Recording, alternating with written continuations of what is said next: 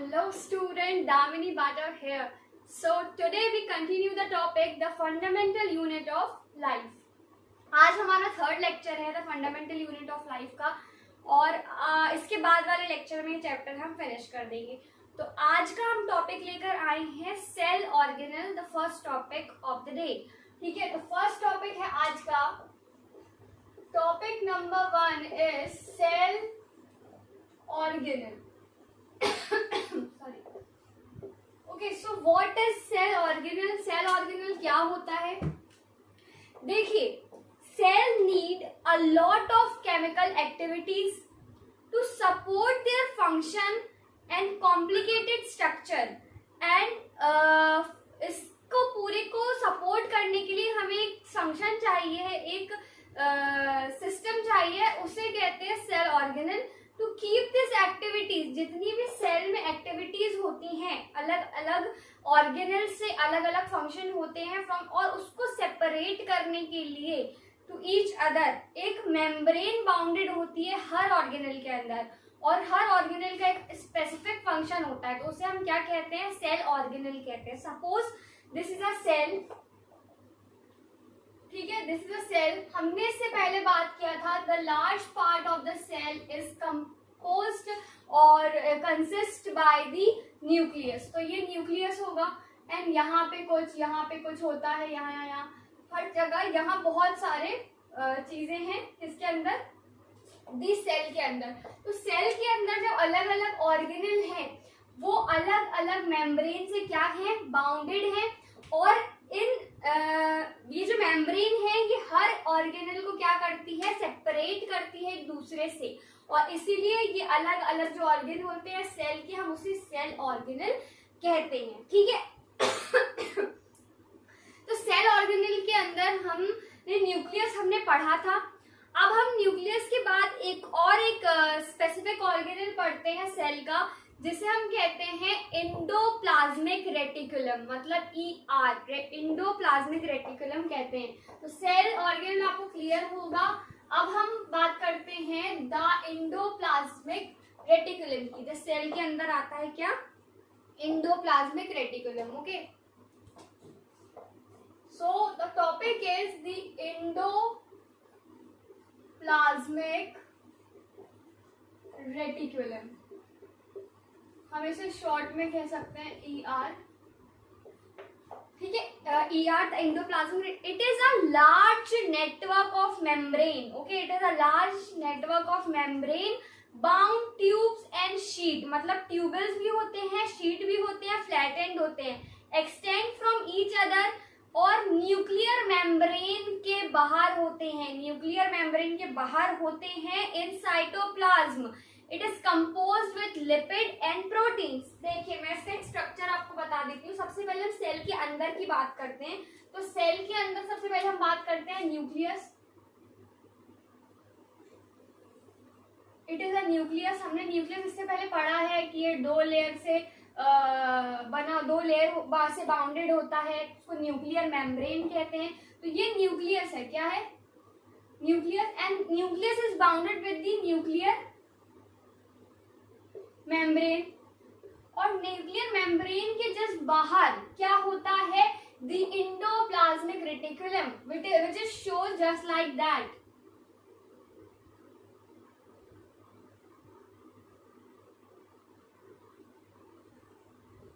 Just like that, मतलब it is just like that. और इसमें ऐसे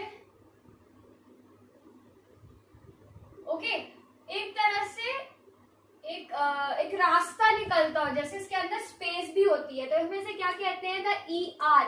okay, and it is like that. तो इसको क्या कहते हैं? ER कहते हैं. हमने ऐसा क्यों कहा? क्योंकि न्यूक्लियर मेम्ब्रेन के जस्ट बाहर होता है the boundary of nuclear membrane, and इसके हमने इससे पहले पढ़ा था साइटोप्लाज्म की. पूरे सेल में पूरा क्या इनक्लोज्ड होता है? साइटोप्लाज्म भरा होता है. तो इस सबके साइटोप्लाज्म के बीच में क्या है?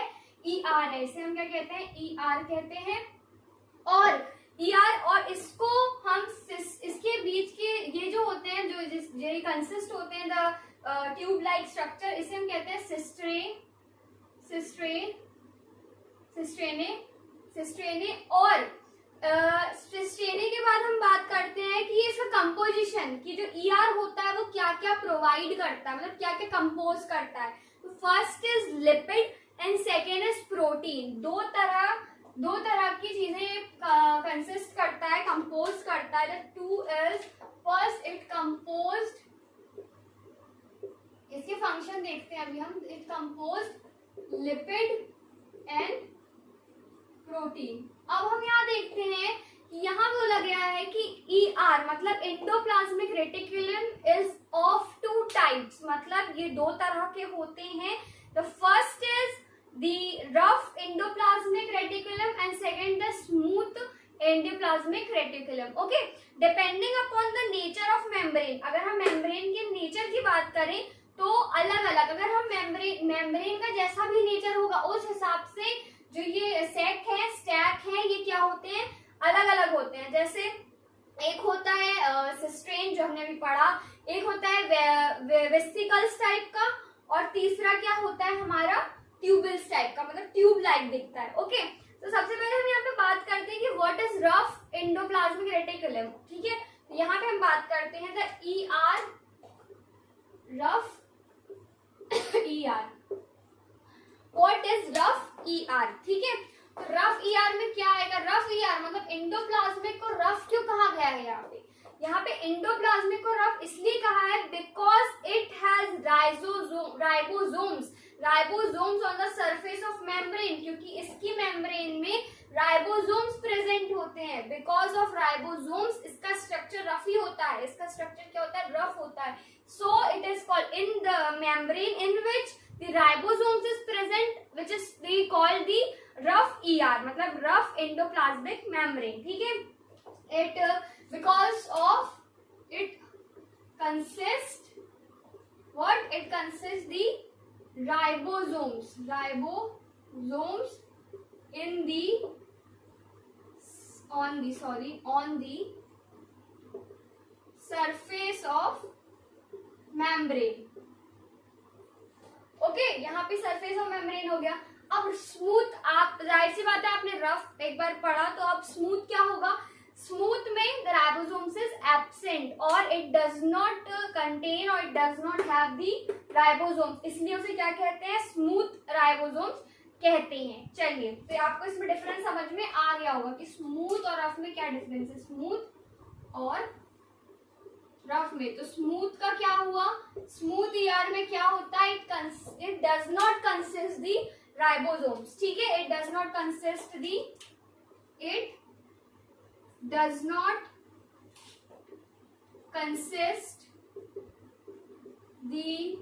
Ribosomes. Okay, so I hope you understand what is rough ER and what is smooth ER. Now we have to examine the function of both the endoplasmic reticulum. Okay, so first we have to discuss the function of smooth reticulum. Okay, smooth endoplasmic reticulum की function हम देखते हैं। तो चलिए यहाँ पे मैं इसको रब कर देती हूँ। तो स्मूथ एंडोप्लाज्मिक रेटिकुलम के फंक्शन देखते हैं। स्मूथ ER के फंक्शन, तो देखिए स्मूथ ER में ऐसा है कि इट्स इंपॉर्टेंट पॉइंट है कि इट सिंथेसाइज लिपिड। क्या इसमें बनाता है? ये सिंथेसाइज लिपिड, मतलब स्मूथ वाले में याद रखिए आप, स्मूथ वाले में इट कंसिस्ट लिपिड और इट सिंथेसाइज लिपिड। ओके, जैसे कि हम एग्जांपल देख सकते हैं, cholesterol is type of lipid, it is a lipid. तो एग्जांपल क्या हो जाएगा इसका? कोलेस्ट्रॉल। ठीक है, now second is the detoxification of drugs and what the poison. Okay, detoxification of the drugs and poison। इसका मतलब है, इसका एक इम्पॉर्टेंट फंक्शन ये भी है कि हमारी बॉडी में जो भी पॉइजनस टॉक्सिस और ड्रग आते हैं, उससे हमें प्रोटेक्ट करता है कौन? द ER प्रोटेक्ट करता है। कौन सा ER प्रोटेक्ट करता है? द स्मूथ ER प्रोटेक्ट करता है, मतलब protect from drugs and poison. Okay, important one. Then इसको हम क्या कहते हैं? Detoxification. Note it. Now third is mostly in liver. Okay, now production of hormones like steroids. Steroids is a sex hormone, so it also provide the production of, it also provide produce the hormones like the steroid, जो एक sex hormone है, और ये वो क्या करता है? Provide करता है। And fourth function is it is the storage of calcium ion, मतलब कैल्शियम आयन की स्टोरेज करता है, जिसके हमारे मसल्स जो होते हैं वो क्या होते हैं? मूव कर पाते हैं, कॉन्ट्रैक्ट कर पाते हैं। ठीक है, so third is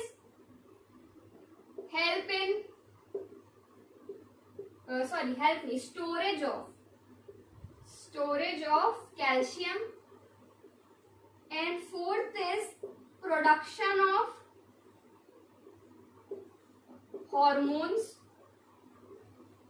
like steroids, which is sex hormone. Okay, so यहाँ पर क्या बात हुई हमारी कि जो स्मूथ रेटिकुलम है, उसमें स्मूथ एंडोप्लाज्मिक रेटिकुलम है, उसके हमने फंक्शन को क्या किया? डिस्कस किया। तो first of all we have to revise it. Okay, so first is it consist lipid.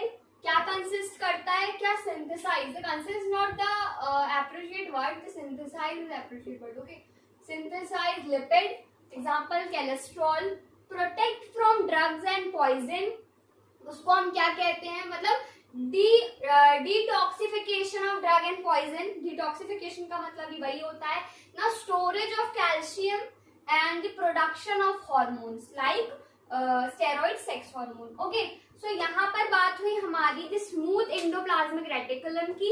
अब हम बात करते हैं द रफ एंडोप्लाज्मिक रेटिकुलम के फंक्शन की। चलिए,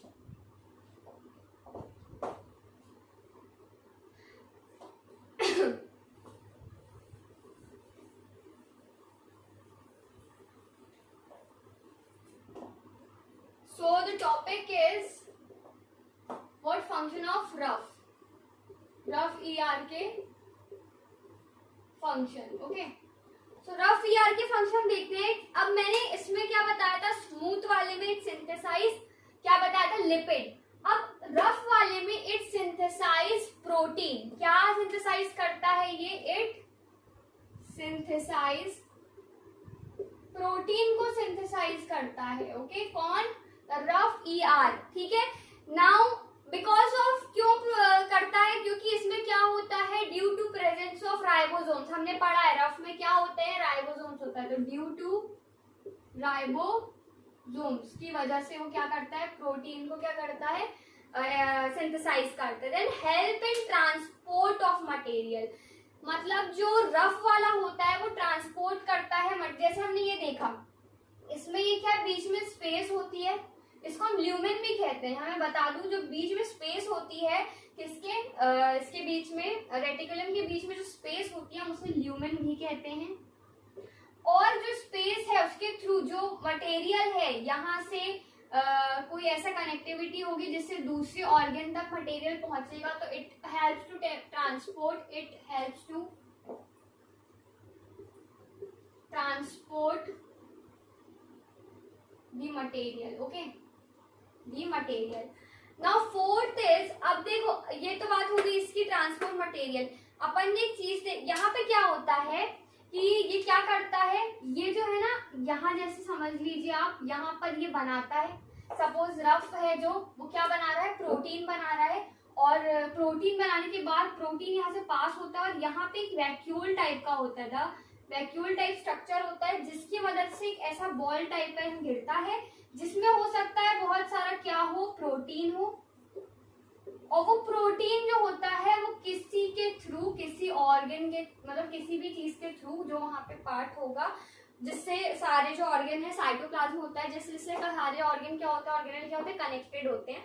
तो वो क्या करेगा, दूसरे ऑर्गन तक क्या करेगा, ट्रांसपोर्ट करेगा मटेरियल को जो बना, जैसे प्रोटीन बना तो वो प्रोटीन को क्या करेगा, ट्रांसपोर्ट करेगा। इसलिए मैंने ये स्ट्रक्चर मिटाया नहीं है, it helps to understand what is happening. Okay, so यहाँ पर खत्म हुआ अपना एंडोप्लाज्मिक रेटिकुलम। आपको समझ में आ गया, it is very important for the cells, it is very important organelle, cell organelle, because in this there is so many things which is very useful for our body, for our cells, that we know that the rough, जैसे अब synthesized protein बताया मैंने, the synthesized lipid बताया, which is very useful to protect drugs and poison, and what helps to transport, जब बनेगा तभी वो जाएगा। ठीक है, now we have to discuss about the Golgi apparatus।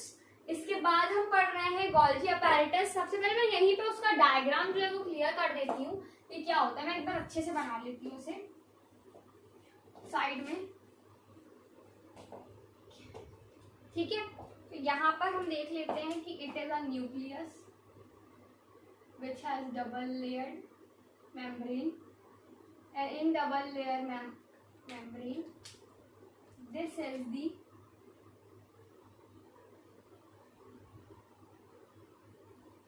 what is this, हमने अभी पढ़ा,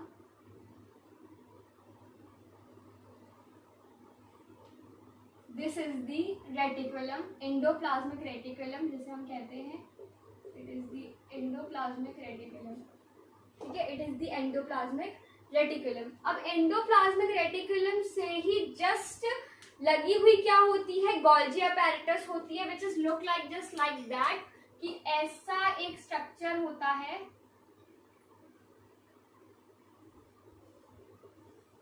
this is just like that. ये एक पैरेलल स्टैक टाइप का बना होता है,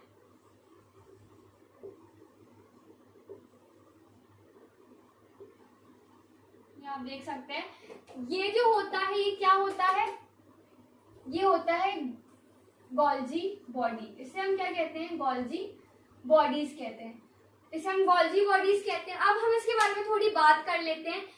इसमें जो ये जो ट्यूब्स होते हैं, ये ट्यूब लाइक स्ट्रक्चर होता है which is parallel to each other, जो पैरेलल होता है हम देख सकते हैं, और इसके अंदर एक फ्लूइड होता है, ठीक है। क्या होता है, फ्लूइड होता है, और ये बिल्कुल जो फ्लैटेंड होते हैं, एकदम फ्लैटेंड स्टैक होते हैं, जिसे हम कहते हैं सिस्टेरेन। हमने इससे पहले पढ़ा था किसमें, ER में हमने पढ़ा था। सबसे पहले मैं इसको नोट कर देती हूँ, ER, ठीक है, गोल्जी अपैरेटस एंड न्यूक्लियस है ये। तो हमने ER में क्या पढ़ा था, सिस्टेरेन पढ़ा था। ये भी सिस्टेरेन, इसमें भी सिस्टेरेन होता है और इसमें भी होता है। 2 मिनट,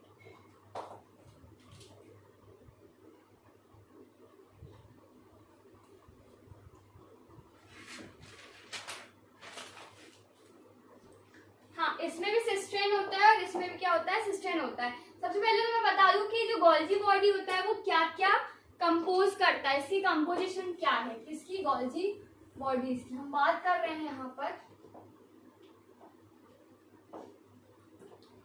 गोल्जी बॉडी के बारे में, ठीक है। तो सबसे पहले हम बात करते हैं कि what is the composition of Golgi bodies.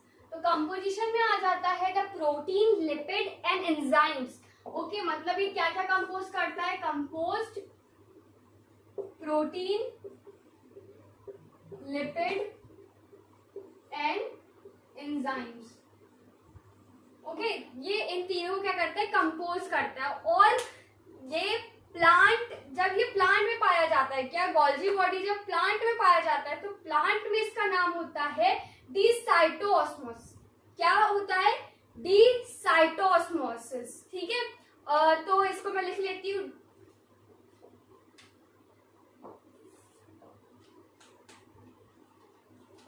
DIC। when it is present, मतलब when it is present क्या, it is present in plant, but plant में इन्हें क्या बोलते हैं, डिसाइटोज, ठीक है। तो ये बोलते हैं। Now the part of Golgi bodies which is, अब देखो एक पार्ट तो हो गया इसका ये, एक पार्ट हो गया ये और एक पार्ट हो गया ये। जो पार्ट गोल्जी बॉडी का ER की तरफ होता है, ER के फेस कर रहा होता है, उसे हम कहते हैं the cis Golgi body. Cis Golgi body. जो पार्ट एकदम ऑपोजिट होता है ER के, हम उसे कहते हैं ट्रांस। ठीक है, तो it is the part of cis, it is trans. And बीच वाला क्या हो जाएगा, मिडिल। तो ये मिडिल में क्या आ जाएगा अपना, मेडियल। इसको कहते हैं मेडियल, क्योंकि वो क्या है, बीच में आ रहा है। अब हम इसकी बात करते हैं इसके फंक्शंस की, कुछ important function of Golgi bodies. ठीक है, तो यहाँ पे हम इसके फंक्शन की बात करते हैं कि चलो ये हमें पता चल गया कि Golgi bodies compose with protein, lipid and enzymes. ये तीनों कंपोज करता है। इसके 3 टाइप बता दी कि किस कौन सी साइड को क्या बोलते हैं। अब हम बात करते हैं इसके फंक्शंस की। ठीक है, सो what is a function of Golgi body. तो सबसे पहला फंक्शन है transportation. Transportation of material is the first function. Okay, first function is transportation. देखो सबसे पहले क्या होता है, कोई भी सब्सटेंस जो होता है वो जब गोल्जी बॉडीज में बनता है तो वो क्या करता है, वो जैसे ER में कुछ चीज बनी, जैसे प्रोटीन बना, तो सबसे पहले वो कहाँ जाता है, गोल्जी बॉडी में जाता है। और गोल्जी बॉडी के थ्रू वो किसी भी ऑर्गन या ऑर्गेनल या जहाँ जिस उसकी जरूरत है वहां वो पहुंच जाता है। तो गोल्जी बॉडी एक तरह से ट्रांसपोर्टेशन ऑफ मटेरियल का काम यहाँ पे करता है। ठीक है, this is the most important function. Now second function is the modification. Modification मतलब वो क्या करता है, देखो सपोज करो यहाँ से कोई मटेरियल यहाँ से सैक से गिरा, यहाँ पे आया और यहाँ पे, और वो यूजफुल नहीं है, अनयूजफुल है, मतलब वो हमारे सेल के लिए यूजफुल नहीं है कि कुछ होगा। पर जब वो, और प्रोसेस क्या है, the material from ER goes from the Golgi body. तो जब वो गोल्जी बॉडी में जाता है तो गोल्जी बॉडी क्या करता है, उस अनयूजफुल मटेरियल को यूजफुल मटेरियल में कन्वर्ट करता है। Something added from the carbohydrate add करता है और सब्ट्रैक्ट करता है, जो भी है, पर उसे यूजफुल मटेरियल क्या करता है, वो बनाता है और फिर सेल ऑर्गेनल में क्या करता है, भेज देता है। तो it is the most important point that it is perform the role of modification, modify करता है। सो सेकेंड पॉइंट आ जाता है अपना मॉडिफिकेशन। ओके, क्योंकि ये क्या कर रहा है, अनयूजफुल मटेरियल को क्या कर रहा है, यूजफुल में कन्वर्ट कर रहा है। Now third is packaging. ये क्या काम करता है, it is also involve in the formation of the lysosomes. मतलब जो लाइसोसोम्स बनता है, लाइसोसोम्स बनता है, अभी हम बात करेंगे व्हाट इज दिस। पर लाइसोसोम जो बनता है उसकी पैकेजिंग, मतलब जो लाइसोसोम यहाँ से निकलता है, मतलब उसकी प्रोटेक्शन, उसकी कवरिंग लाइसोसोम की कौन करता है, गोल्जी बॉडी करता है। तो यहाँ थर्ड पॉइंट आ जाएगा packaging. I hope you understand that what is Golgi bodies here. So हमारा इसके बाद वाला टॉपिक लाइसोसोम्स है, जैसे हमने पढ़ा कि लाइसोसोम की पैकेजिंग करता है, बट व्हाट इज लाइसोसोम्स। और आज का हमारा लास्ट टॉपिक भी है द लाइसोसोम्स। चलो फिर नेक्स्ट हम स्टार्ट करते हैं लाइसोसोम्स, टुडेज लास्ट टॉपिक।